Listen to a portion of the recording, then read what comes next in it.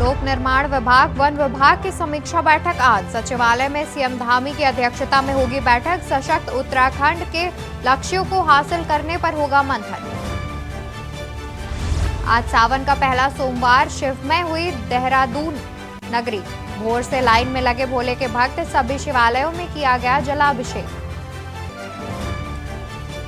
चारधाम यात्रा मार्ग पर रात 8 से सुबह 5 बजे तक बंद रहेगी आवाजाही। बारिश के चलते लिया गया निर्णय। अंकिता भंडारी हत्याकांड मामले में सीबीआई जांच की मांग। कांग्रेस प्रदेश अध्यक्ष करण माहरा, हरीश रावत ने मांग की। कांग्रेस कार्यकर्ताओं ने की मांग। भारी बारिश का ऑरेंज अलर्ट जारी। देहरादून समेत 5 जिलों में बंद रहेंगे स्कूल। कक्षा 1 से 12 तक के सभी स्कूल रहेंगे बंद। डेंगू को लेकर डीएम ने जारी की एडवाइजरी। स्कूल में बच्चों को फुल पैंट, पूरी आस्तीन की शर्ट पहनकर आना अनिवार्य। आप देख रहे हैं के न्यूज, खबरों का सारथी। नमस्कार, मैं हूं आपके साथ अवंतिका अवस्थी। बात करेंगे उत्तराखंड खबरों की, जहां खबर देहरादून से है, जहां लोक निर्माण विभाग वन विभाग की आज समीक्षा। लोक निर्माण विभाग वन विभाग की आज समीक्षा। सचिवालय में सीएम धामी की अध्यक्षता में होगी बैठक।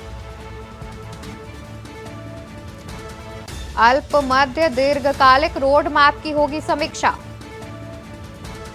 सशक्त उत्तराखंड एक्ट 25 के लक्ष्यों पर होगा मंथन। अल्प मध्य दीर्घकालिक रोड मैप की होगी समीक्षा। सशक्त उत्तराखंड के लक्ष्यों पर होगा मंथन। कैबिनेट मंत्री सतपाल महाराज, सुबोध उनियाल रहेंगे मौजूद। सचिवालय में सुबह 11:30 बजे से शुरू होगी बैठक। खबर हम आपको देहरादून से बता रहे हैं, जहां लोक निर्माण विभाग और वन विभाग की आज समीक्षा बैठक। सचिवालय में सीएम धामी की अध्यक्षता में यह बैठक की जाएगी। अल्प मध्य और दीर्घकालिक रोड मैप की होगी समीक्षा। सशक्त उत्तराखंड के लक्ष्यों पर होगा मंथन। अल्प मध्य दीर्घकालिक रोड मैप की होगी समीक्षा। सशक्त उत्तराखंड के लक्ष्यों पर होगा मंथन। कैबिनेट मंत्री सतपाल महाराज, सुबोध उनियाल रहेंगे मौजूद। सचिवालय में सुबह 11:30 बजे शुरू होगी बैठक। खबर हम आपको देहरादून से बता रहे हैं, जहां लोक निर्माण विभाग वन विभाग की समीक्षा बैठक आज। इसी खबर पर तमाम जानकारी के लिए हमारे साथ संवाददाता अंकित काला जुड़े हुए हैं। जी अंकित, क्या कुछ जानकारी है आपकी? मुख्यमंत्री पुष्कर सिंह धामी अवंतिका लगातार विभागों की समीक्षा कर रहे हैं और इसी कड़ी में आज लोक निर्माण विभाग और वन विभाग की समीक्षा बैठक होनी है मुख्यमंत्री पुष्कर सिंह धामी की अध्यक्षता में। अब ये बैठक सुबह 11:30 बजे शुरू होगी और कोशिश ये की जा रही है कि किस तरीके से जो राज्य के जो विभाग है उनकी आर्थिक स्थिति सुधरे और जो अल्प मध्य और जो दीर्घकालिक उनकी योजनाएं हैं, इन योजनाओं की समीक्षा हर एक विभाग की मुख्यमंत्री करते हुए नजर आ रहे हैं। और आज इसी कड़ी में लोक निर्माण विभाग और वन विभाग की भी अल्प मध्य और दीर्घकालिक रोड मैप पर चर्चा की जाएगी। कोशिश की जाएगी कि इन तमाम विभागों की आर्थिक सेहत को सुधारा जाए। इसके साथ ही जो योजनाएं हैं, परियोजनाएं हैं, उस पर भी मंथन किया जाएगा और कहीं ना कहीं सीएम पुष्कर सिंह धामी इन विभागों के अधिकारियों को और मंत्रियों को दिशा निर्देश भी देते हुए नजर आएंगे, ताकि जनता को कोई परेशानी ना हो। लोक निर्माण विभाग की ओर से जो तमाम सड़कों का निर्माण किया जाना है और चूंकि बरसात का समय है, ऐसे में इस बरसात के सीजन में जल भराव की स्थिति ना हो और जो भी टूटी हुई जो सड़कें हैं उस सड़कों को पूरा किया जाए। गड्ढा मुक्त सड़क के भी दिशा निर्देश धामी दे सकते हैं। इसके अलावा वन विभाग की ओर से लगातार वन विभाग की जो सरकारी जो भूमि है उसको अतिक्रमण मुक्त कराया जा रहा है। तो अतिक्रमण हटाओ अभियान के तहत क्या कुछ कार्रवाई हुई है, इसके अलावा भी तमाम अन्य चीजें हैं जिनकी आज समीक्षा होने वाली है। जी, रोड मैप के अलावा और किन किन योजनाओं पर चर्चा कर सकते हैं इस बैठक में? देखिए, इसमें विशेषकर जो विभागों की ओर से क्या कुछ कार्य और जो प्रगति के कार्य किस तरीके से किए जाने हैं, और चूंकि 2024 का लोकसभा का इलेक्शन भी है और निकाय के इलेक्शन भी हैं, तो ऐसे में अवंतिका इस चुनाव में भी इससे पहले भी कहीं ना कहीं सरकार चाहती है कि तमाम इन विभागों के माध्यम से जनता को राहत दी जाए और जो तमाम सुविधाएं हैं वो जनता तक पहुंच सके। इसको लेकर के तमाम जो विभाग हैं उनकी ओर से भी रोड मैप जो है वो तैयार किया गया है। साथ ही सीएम पुष्कर सिंह धामी भी इन सभी विभागों को ये दिशा निर्देश देते हुए नजर आ रहे हैं, ताकि जो जनता है उसको राहत मिल सके। लोक निर्माण विभाग की ओर से कई ऐसे प्रस्तावित सड़कें हैं जहां पर की कार्य किया जाना बाकी है, बजट की कमी है, और चाहे फिर आधिकारिक स्तर पर उस पर कार्य नहीं किया जा रहा है। तो इन सब चीजों को लेकर के आज महत्वपूर्ण समीक्षा बैठक होनी है, और ऐसा माना जा रहा है कि सीएम पुष्कर सिंह धामी के दिशा निर्देश के बाद लोक निर्माण विभाग और वन विभाग या अन्य विभागों की भी हम बात करते हैं तो इनकी कार्य प्रणाली में काफी सुधार देखने को मिलेगा, और जो कार्य है उसमें तेजी आने की भी उम्मीद लगाई जा रही है। जी बिल्कुल, शुक्रिया आपका तमाम जानकारी हम तक पहुंचाने के लिए। तो आपको बता दें कि समीक्षा बैठक आज 11:30 बजे होनी है। सीएम धामी की अध्यक्षता में ये समीक्षा बैठक की जाएगी। साथ ही तमाम योजनाओं पर चर्चा की जाएगी कि सशक्त उत्तराखंड पर भी मंथन किया जाएगा इस बैठक में। बता दें सचिवालय में सीएम धामी की अध्यक्षता में ये बैठक की जाएगी। अल्प, मध्य और दीर्घकालिक रोड मैप के योजना पर चर्चा होगी। साथ ही सशक्त उत्तराखंड के लक्ष्यों पर भी होगा मंथन।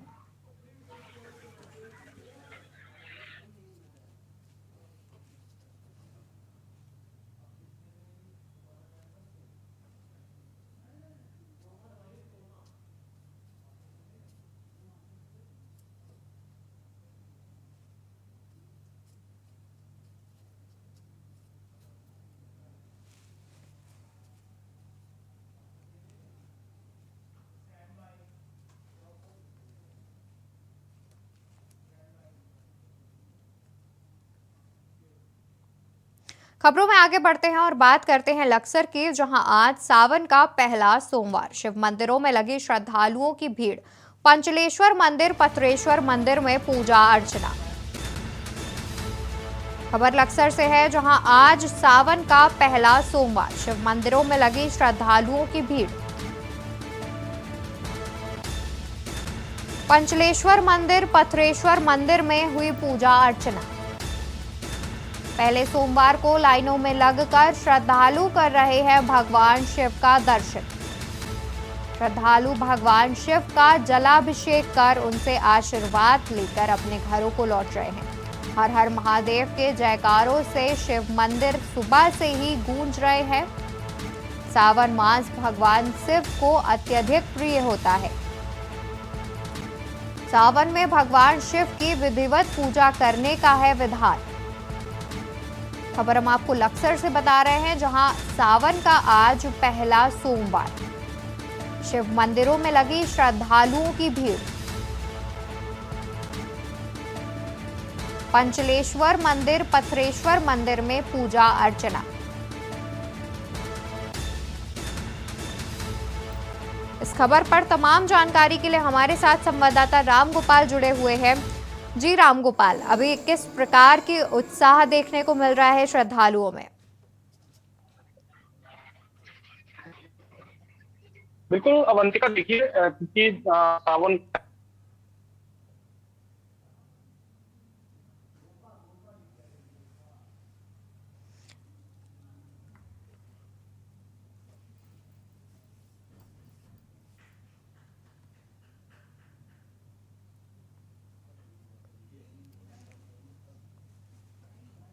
तो सावन का पहला सोमवार है आज। सावन के सोमवार में कई भक्तगण व्रत भी रखते हैं। सावन का पहला सोमवार आज है, जिसमें सुबह से ही भक्तगण लंबी लंबी कतारों में लगकर भगवान शिव के दर्शन के लिए पहुंच रहे हैं।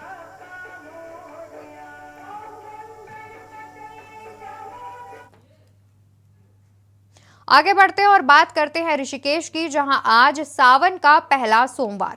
शिवालयों में किया गया जलाभिषेक। मंदिरों में लगी भक्तों की लंबी कतारें। भक्तों ने लगाए हर हर महादेव के जयकारे। बता दें कि सावन का पहला सोमवार है आज। सावन के सोमवार में सुबह से ही भक्तगण लंबी लंबी कतारों में लगकर भगवान शिव के दर्शन के लिए पहुंच रहे हैं। शिवालयों में जलाभिषेक सुबह से ही किया जा रहा है। मंदिरों में भक्तों की लंबी कतारें लगी हुई हैं। मंदिरों में सुबह से ही भक्तगण लंबी कतारों में लगकर भगवान शिव के दर्शन के लिए पहुंच रहे हैं। साथ ही भक्त जयकारों के साथ मंदिर में दर्शन करने पहुंच रहे हैं। ऋषिकेश से हम आपको खबर बता रहे हैं, जहां सावन के पहले सोमवार में लंबी कतारों में लगकर भक्तगण भगवान शिव के दर्शन करने पहुंचे। मंदिरों में लंबी लंबी कतारों और जयकारों के साथ भक्तगण दर्शन कर रहे हैं।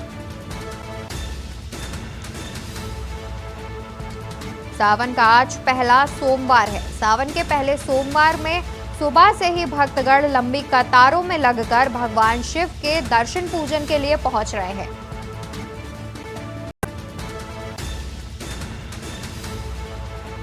सुबह से ही शिव मंदिर में माहौल भक्तिमय है, जिसमें जयकारों के साथ लंबी कतारों में लगकर श्रद्धालु भगवान शिव का दर्शन पूजन करने पहुंच रहे हैं। खबरों में आगे बढ़ते हैं। इंटरनेशनल कराटे फेडरेशन की ओर से आरटीओ रोड स्थित एक बैंक्वेट हॉल में 2 दिवसीय सेमिनार और कराटे बेल्ट परीक्षा कराई गई, जिसमें 39 खिलाड़ियों ने बेल्ट पाने में सफलता हासिल की है। आपको बता दें, इस प्रतियोगिता में मुख्य अतिथि के तौर पर देवेंद्र सिंह बिष्ट ने प्रतिभाग किया। वहीं the international karate federation Uttarakhand के प्रमुख कोच और फेडरेशन के महासचिव वीरेंद्र सिंह राठौर ने खिलाड़ियों को काता कुमेते, हिपोन कुमेते और बेसिक की नई तकनीक बताई।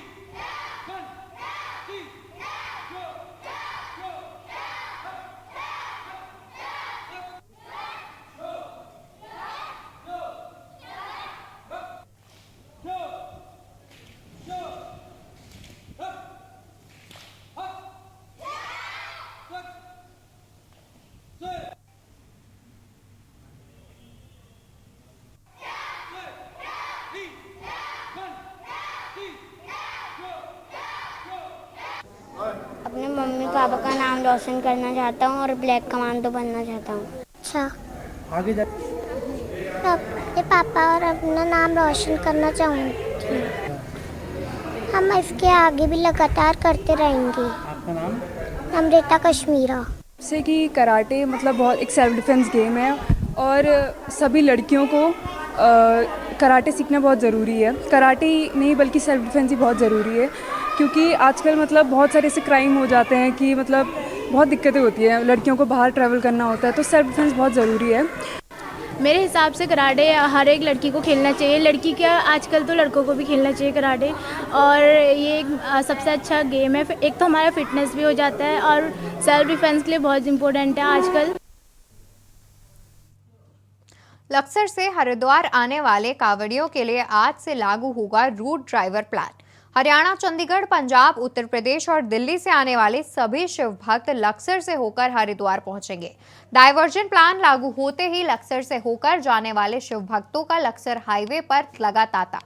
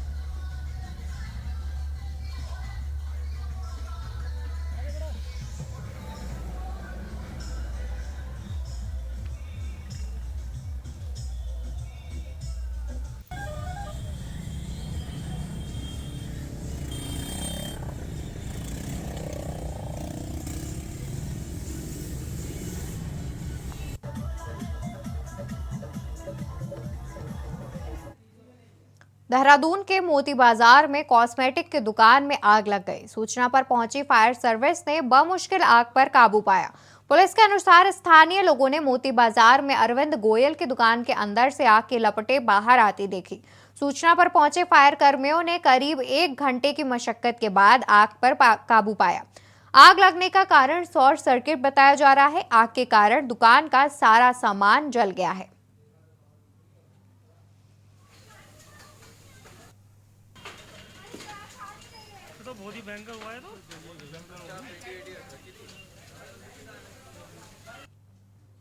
यहां रुकेंगे एक छोटे से ब्रेक के लिए, जल्दी हाजिर होंगे ब्रेक के बाद। आप देख रहे हैं के न्यूज, खबरों का सारथी। ब्रेक से वापस आ गए हैं, रुक करते हैं खबरों का, जहां उत्तराखंड में अगले साल होने वाले लोकसभा चुनाव से पहले धामी मंत्रिमंडल के विस्तार की चर्चा तेज हो गई है। दरअसल मुख्यमंत्री पुष्कर सिंह धामी ने राजभवन में राज्यपाल लेफ्टिनेंट जनरल गुरमीत सिंह से मुलाकात की। मंत्रिमंडल विस्तार की अटकलों के बीच हुई इस मुलाकात को काफी अहम माना जा रहा है। बता दें, हाल ही में सीएम पुष्कर सिंह धामी 4 दिवसीय दिल्ली दौरे पर गए थे।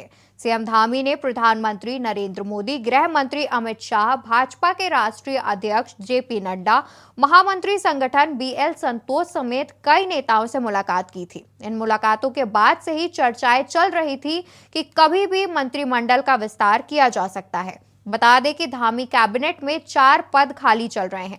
सूत्रों से मिली जानकारी के अनुसार 2 मंत्रियों को हटाने की भी तैयारी है। वहीं राज्य में चल रही मंत्रिमंडल विस्तार की चर्चाओं के बीच पूर्व मुख्यमंत्री हरीश रावत ने बड़ा दावा किया है।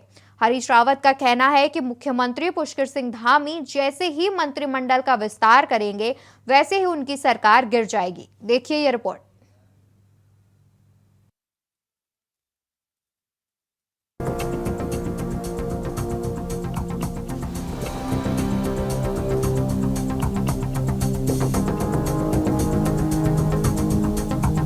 धामी 2.0 सरकार के गठन के बाद से ही मंत्रिमंडल में 3 पद खाली चल रहे हैं, तो वहीं परिवहन मंत्री चंदन राम दास के निधन के बाद एक और मंत्रिमंडल का पद खाली हो गया है। सूत्रों से मिली जानकारी के अनुसार 2 मंत्रियों को हटाने की भी तैयारी है। माना जा रहा है कि 4 नए चेहरों को मंत्रिमंडल में शामिल किया जा सकता है। इसके साथ ही 2 पद फिर से खाली रखे जा सकते हैं। देखिए, बिल्कुल निश्चित रूप से जिस प्रकार से मंत्रिमंडल विस्तार होना है, माननीय मुख्यमंत्री जी का ये विषय है और निश्चित रूप से योग्य, कर्मठ और जुझारू जो है उन्हीं विधायकों में से किसी को दायित्व दिया जाएगा।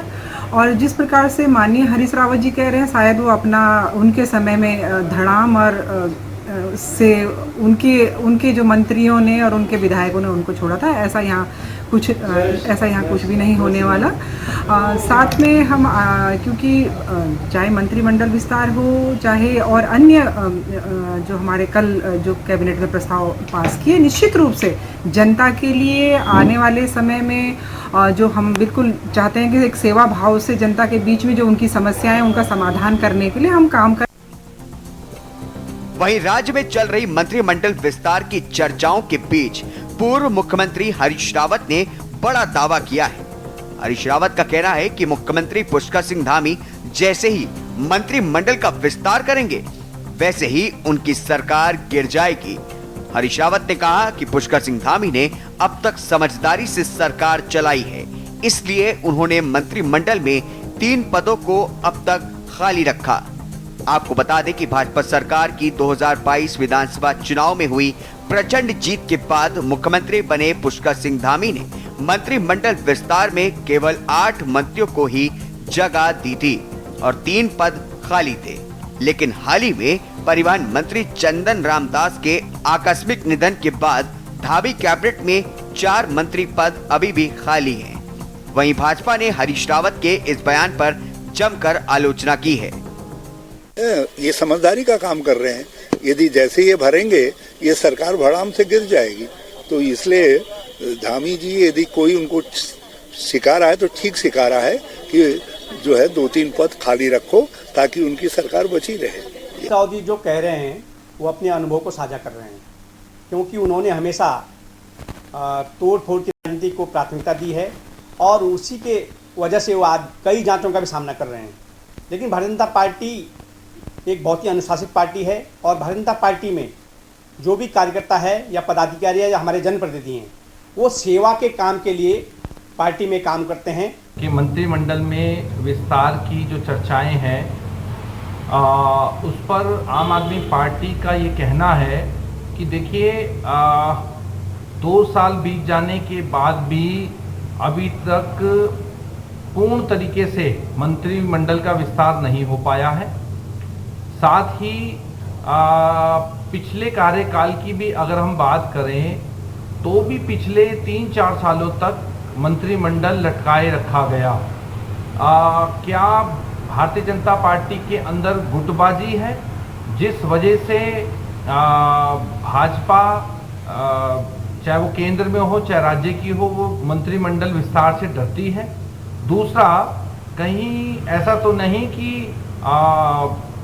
नाराज होने का जो सिलसिला है वो बढ़ जाए, इसके डर के कारण भारतीय जनता पार्टी मंत्रिमंडल का विस्तार नहीं कर रही?